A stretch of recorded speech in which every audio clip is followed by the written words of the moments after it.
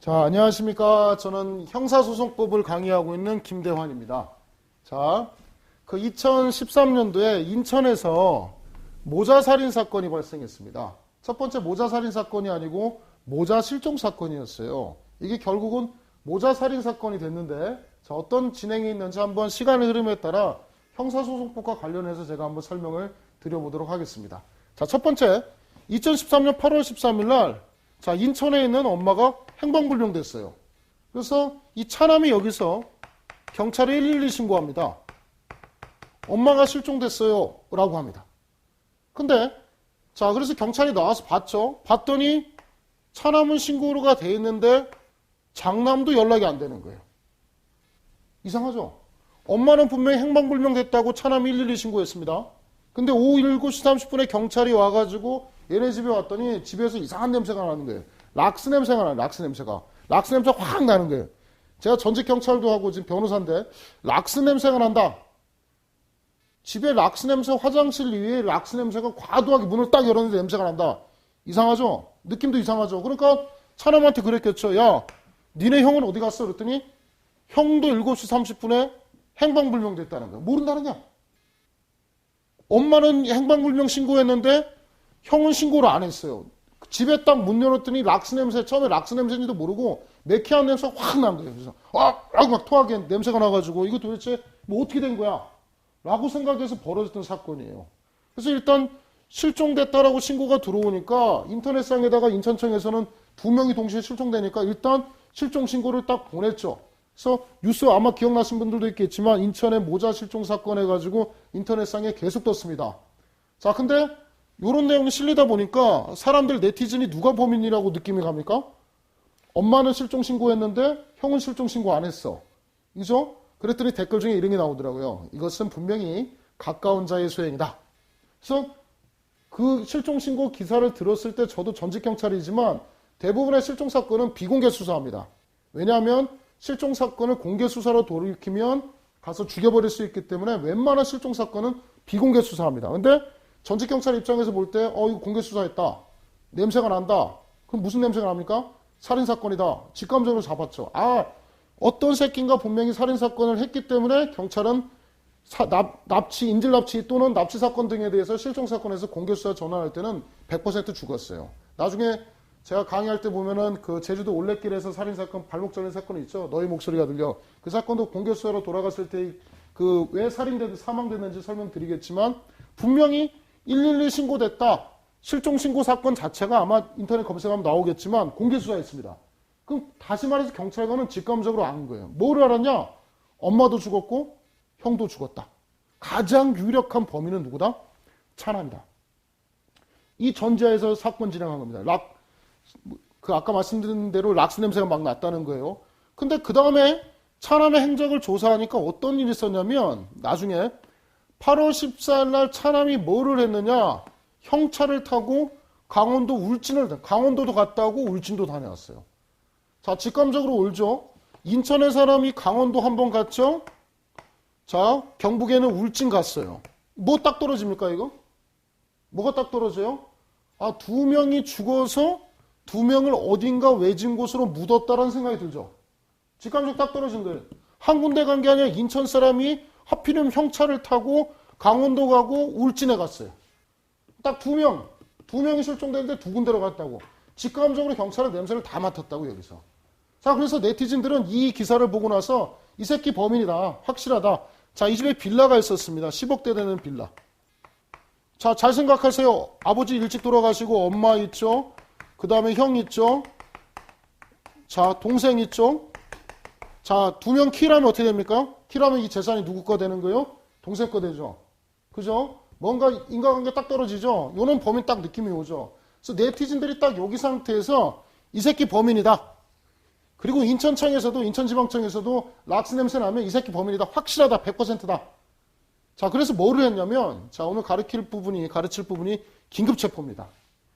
자, 법관의 영장을 발부받을 시간적 여유가 없어서 우연히 체포하는 것을 긴급체포인데, 일단 차남을 긴급체포합니다. 그랬더니 어떤 일이 벌어졌냐면, 자, 차남의 와이프가 있죠. 나중에 보시면 알겠지만 와이프가 굉장히 똑똑합니다. 제가 볼 때는 이 와이프가 아마 제가 생각할 때는 경찰을 준비했을 거라고 생각하는데 뭐 여러 가지 정황이 있습니다. 근데 와이프의 말을 순종적으로 듣는 차남, 이성질이에요. 시킨 대로 다 들어요. 100%다 듣는 와이프입니다. 근데 이 차남을 긴급 체포했는데 어떤 일이 벌어지냐면 8월 15일 날 차남이 이때부터 뭐를 행사하느냐? 아마 영화 같은 데서 보셨을 거예요. 묵비권이라고. 자, 형사소송법에서 묵비권이라고도 설명하고 진술을 거부할 수 있는 권리를 행사하죠. 자, 이 차남이 진술 거부권 행사합니다. 그랬더니 네티즌들은 난리가 났어요. 왜 난리가 났냐? 딱 보세요. 엄마 사라졌죠? 형 사라졌죠? 차는 강원도 갔죠? 울진 갔죠? 진술 거부권 행사하죠. 딱 보죠? 네티즌은 딱 이 새끼 범인, 이 새끼 범인. 그죠? 자, 이렇게 진행이 되면 더 이상 논점은 없어요. 형사소송법을 왜 배우느냐? 자, 이럼에도 불구하고 이 차남이 지금 보세요. 엄마도 행방불명, 장남도 행방불명, 차남은 112 신고. 이것만 신고, 엄마 것만 신고. 강원도 갔죠, 울진 갔죠, 긴급 체포했는데 진술거부권을 행사했어요. 근데 법원은 뭐를 하느냐? 그러함에도 불구하고 석방을 해줍니다. 왜 그랬을까요? 이상하죠? 이게 배워야 되는 것이 형사소송법입니다. 네티즌들 난리 났어요. 야, 니들은 딱 보면 모르냐? 등신이야, 경찰 등신. 법원도 등신이래. 딱 보면 모르냐? 진술거부권 행사하고 2명 살았는데 왜 석방해, 왜 석방? 그죠? 우리 생각할 때, 야, 네가 훔쳤지. 아무 말 안 하면 그 새끼 범인이죠. 네가 죽였지 그랬는데, 네 엄마 죽였지, 네 형 죽였지, 락스 냄새 뭐야 그랬는데 사람이 긴급 진술거부권 행사합니다. 무슨 느낌 들어요? 이 새끼 범인 맞죠? 그럼에도 불구하고 법원은 석방을 합니다. 왜 석방했는지를 배우는 게 형사소송법입니다. 뭐냐? 자, 진술거부권을 행사해도 자, 법에 뭐라고 돼 있냐? 우리나라 헌법과 형사소송법에 불이익하게 판단하지 마라. 그 사람의 인권을 존중하기 위해서, 피의자 인권 존중하기 위해서, 피고인의 인권 존중하기 위해서 진술거부권을 행사해도 불이익하게 판단하지 마라. 그럼 불이익하게 판단하지 말아야 되니까 진술거부권 행사한 건 없죠. 더군다나 피의자의 자백도 없어요. 범인의 자백도 없어요. 막상 엄마가 행방불명됐고 형이 행방불명됐지만 시체 나왔어요? 없어요? 없어요, 시체. 시체 나온 게 아무것도 없죠. 그러니까 자, 체포나 구속하기 위해서는 객관적인 증거가 있어야 되는데 없어요. 없으니까 법원은 뭐 했습니까? 석방했습니다. 이걸 배우는 게 형사소송법이에요. 자, 이 다음에 어떤 일이 벌어졌냐? 석방하고 나니까 자, 형사소송법에서 배워야 될 것은 나중에 이렇게 석방하면 다시는 긴급체포를 못합니다. 증거가 나와야 되는데 증거가 나오기 위해서 뭐를 했냐면 이 여자, 이 와이프를 추궁합니다. 야, 너 왜 강원도하고 울진 왜 따라갔어? 너 도대체 뭐야? 자, 네 남편이랑 강원도 울진을 왜 따라갔어? 그랬더니 이 와이프 하는 변명이 더 이상한 거예요. 자기는 그 남편하고 싸웠는데 화해하기 위해서 강원도도 여행을 갔대요. 그리고 울진도 여행을 갔대. 근데 이 여자가 뭔 생각을 했냐면 차라리 착하다 그랬죠. 자기 남편한테 뒤집어 씌우기 위해서 자기는 뒤집어 씌우고 풀려나고 싶은 거예요. 이 차남이 나중에 자백하고 나서 제일 마지막에 뭐라고 하냐면 자기를 안 만났으면 와이프가 자살하지 않았을 거래. 이런 쇼킹한 소리를 합니다. 그러니까 완전히 이 와이프에게 종속된 사람이에요. 자, 뭐라고 하느냐? 이 와이프가 지는 살기 위해서 남편한테 다 뒤집어 씌우는 거예요. 나는 강원도에 화해하고자 가서 남편이 준 드링크를 마셨는데 기절을 했다. 그리고 남편이 잘 모르는데 트렁크에 뭐를 들었다. 어딘가에 뭐 이상한 거 한 것 같다. 울진에 가서도 나는 가서 차 트렁크에서 남편이 준 드링크를 마시고 자고 일어나니까 남편이 막 흙도 묻어 있고 있더라. 그럼 딱 이 와이프가 주장하는 게 뭐예요? 지 남편이 죽이고 자기는 뭣도 모르고 여행 갔다. 뒤집어 씌우는 거죠. 그죠? 그러다가 뭐가 나왔냐면 이 와이프의 차남 아내 진술에 따라서 한 달 동안 경찰이 뭐예요? 사건 발생으로부터 40일 동안 구속도 못했어요. 아까 배운 논점대로 긴급체포하고 석방하면 다시 긴급체포 못합니다. 40일 동안 놓친 게 그냥 졸졸졸 쫓아다녔어요. 그래서 결국 어떻게 하느냐? 9월 23일 날 차남 아내가 진술합니다. 그래서 시체를 발견해요. 어머니 시체를 강원도에서 발견합니다.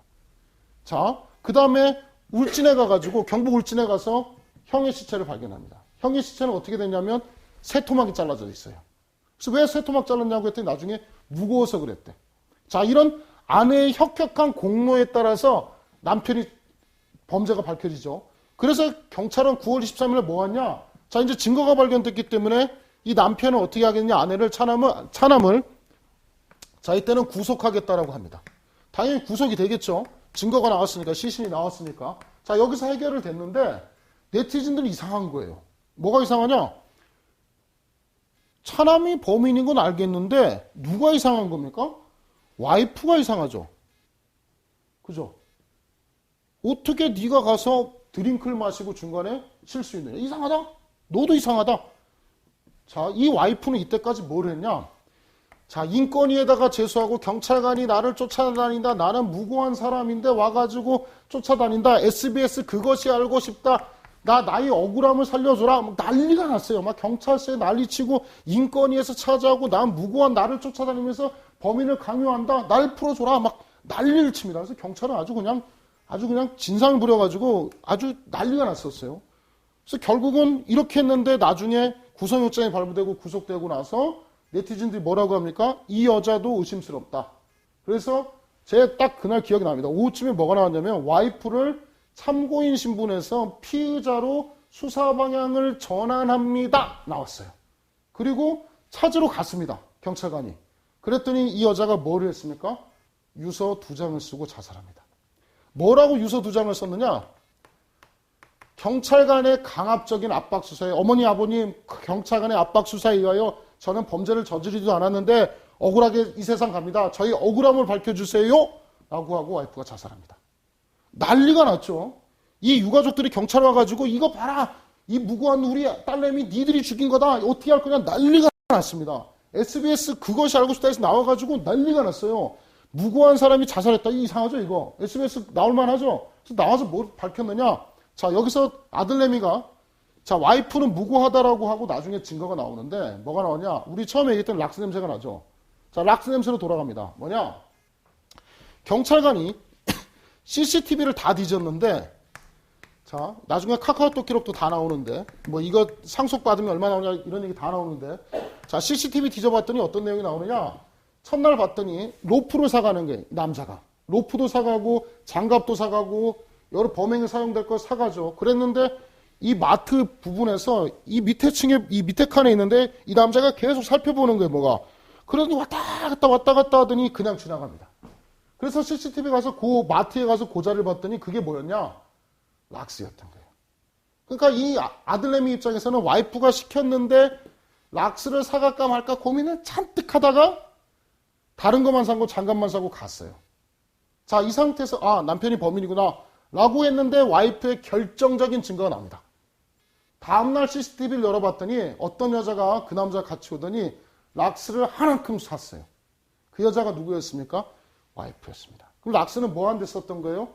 살해하고 목 졸라 죽이고 형 칼로 썰어가지고 피냄새가 너무 나니까 락스를 뿌렸던 거죠. 이걸 다 계획했던 게 누굽니까? 와이프였어요. 와이프 자살합니다. 자, 이 남자 차남 뭐 나왔을까요? 올해? 자, 처음에 사망 나왔습니다. 보통 한 명 죽여서 사망 안 나오는데 2명 죽였죠? 사망 나왔어요. 지금 2심에서 미안합니다. 사망이 아니고, 자, 살인 나왔습니다. 아, 왜 이럽니까? 사형 나왔습니다. 사형. 자, 사형 나왔고, 2심에서 뭐 나왔을까요? 저는 이게 사형 나올까 무기징역 나올까 고민이 됐는데, 2심에서 뭐 나왔느냐? 자, 뭐 와이프를 너무 따랐고, 와이프를 너무 사랑했다. 뭐 등등등등등 해가지고, 그리고 뭐 나왔느냐? 2심에서 무기징역 나왔습니다. 아직 대법원 확정은 안 됐고 조만간에 확정이 될 건데 뭐 무기징역으로 끝나지 않을까라고 생각을 합니다. 이를 통해서 저는 인천 모자살인 사건, 모자실종 사건에서 긴급체포에 대해서 설명을 드렸고 긴급체포에서 석방하면 다시 긴급체포되지 않는다는 시험에 아주 잘 나온 논점, 그 다음에 또 중요한 거 진술거부권을 행사해도 불이익하게 평가할 수 있다 없다라는 것을 가르쳤습니다. 자, 이걸 통해서 나머지 또 사건과 관련돼서 형사소송법에 대해서 여러분과 많이 공부하도록 하겠습니다. 고맙습니다.